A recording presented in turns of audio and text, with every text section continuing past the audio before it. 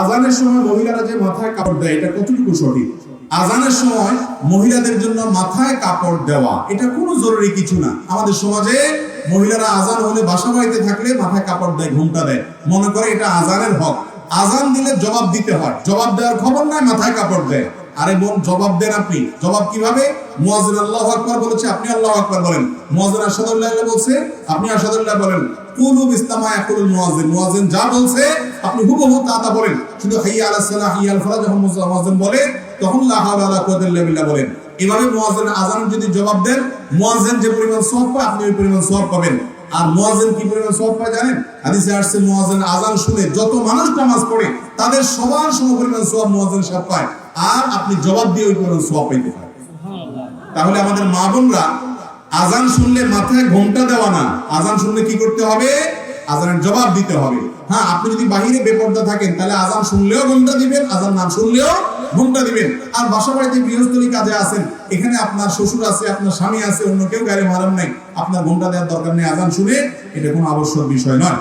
এরপরে প্রশ্ন হলো, আমি চাকরিজীবী মহিলা, সেই সুবাদে বাচ্চাদের দেখাশোনা করার জন্য মাকে কাছে রেখেছি। আমার আব্বা গ্রামের বাড়িতে থাকে, এদিকে আমার আল্লাহর কাছে কোনো জবাবদিহিতা করতে হবে কিনা? মাকে কাছে রাখছেন, বাপ গ্রামের বাড়ি থাকে, আপনি চাকরিজীবী মহিলা, তো আপনার বাবার কি অবস্থা হচ্ছে? মনে রাখবেন, ছেলে হোক মেয়ে হোক, বাবা মার যদি খেদমতের প্রয়োজন হয়, আর্থিক খেদমত, শারীরিক খেদমত, সেটা করা আবশ্যক। ছেলের জন্য আবশ্যক, মেয়ের জন্য আবশ্যক। অতএব আপনার বাবার যদি কোনো অসুবিধা না হয়, মা মাঝে মধ্যে যাওয়া আসা করে, তাহলে আপনার জন্য এটা জায়েজ হতে পারে। কিন্তু যদি আপনার বাবার অসুবিধা হয়, তাহলে বাবাকে হয় কাছে আনতে হবে, আর নাহলে মাকে সেখানে রাখতে হবে, যাতে করে বাবার অসুবিধা না হয়। কারণ তার যদি অসুবিধা হয় তাহলে সেক্ষেত্রে আপনি গুনাহগার হবেন।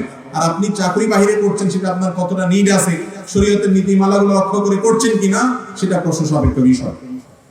এরপরে প্রশ্ন হলো, মহিলাদের দিন প্রচারের বিষয়ে আল্লাহ তাআলা কেমন গুরুত্ব দিয়েছেন? মহিলা কি বাহিরে দিন প্রচার করতে পারবে? কোরআনে কারিমে আল্লাহ বলেছেন, আল মুমিনুনা ওয়াল মুমিনাত বা'দুহুম আউলিয়াউ বা'দ ইয়া'মুরুনা বিল মা'রুফ ওয়া ইয়ানহাউনা আনিল মুনকার। মুমিন নারী পুরুষরা একে অন্যের অভিভাবক, তারা প্রত্যেকে সৎ কাজের আদেশ দিবে, অসৎ কাজের বাধা প্রদান করবে। অতএব দাওয়াতের কাজ, ইসলাম প্রচারের কাজ মহিলারাও করবেন, কিন্তু তারা তাদের যে গণ্ডি আছে সেই গণ্ডিতে করবেন, পর্দার বিধানগুলো মেনে চলবেন। মহিলা তালিম করতে গিয়া, মহিলাদের দাওয়াত দিতে গিয়া সংসার ছেড়ে স্বামীর কথা বাদ দিয়ে ছেলে মেয়ের দিক লক্ষ্য না করে করা জায়েজ নাই। এগুলো লক্ষ্য রেখে যদি করেন তাহলে এটা কি আছে? জায়েজ আছে।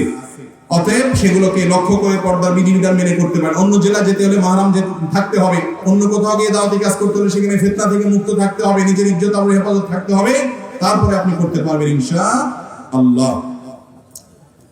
এরপরে প্রশ্ন হলো, যারা দেশের বাইরে পড়াশোনা করে কিংবা চাকরি করতে যায়, তারা কিভাবে নিজেদের ঈমান ও আমলের হেফাজত করে চলতে পারে, দিনের উপরে অটল থাকতে পারে, যেহেতু বিধর্মী দেশে বদ্দিন দিয়ে ভরা? এক্ষেত্রে করণীয় কি?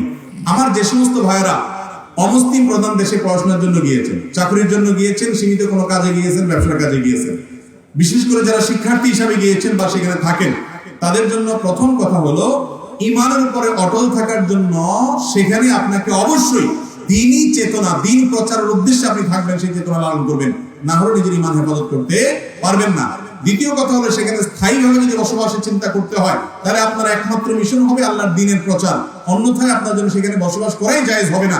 শুধু পয়সা কামানোর জন্য সেখানে স্থায়ীভাবে বসবাস করা, এটা জায়েজ নয়। পরিষ্কারভাবে হাদিসে নিষেধ আছে, কারণ আপনার জেনারেশনকে আপনি রক্ষা করতে পারবেন না। আমার বহু পরিচিত মানুষ আছে এই সমস্ত অমুসলিম প্রধান দেশগুলোতে থাকেন, একটু ভালো হালুয়া রুটি খাওয়ার জন্য, উন্নত জীবন যাপন করার জন্য, লাইফ লিড করার জন্য গেছেন, ছেলে মেয়ে নাস্তিক হয়ে গেছে, বিধর্মী হয়ে গেছে, কারণ গোটা সমাজটা খারাপ। আপনি নিজে ঠিক থাকতে পারবেন, বড় জোর একটা জেনারেশন ধরে রাখতে পারবেন, এরপর জেনারেশন অটোমেটিক নাস্তিক হয়ে যাবে। বিধায় এই বিষয়গুলোতে অনেক বেশি সাবধান থাকতে হবে, সার্কেল মেনটেন করতে হবে, দিনী পরিবেশে থাকতে হবে, দাওয়াতি মেজাজ এবং দিন প্রচারকেই টার্গেট বানিয়েছে এখানে থাকতে হবে।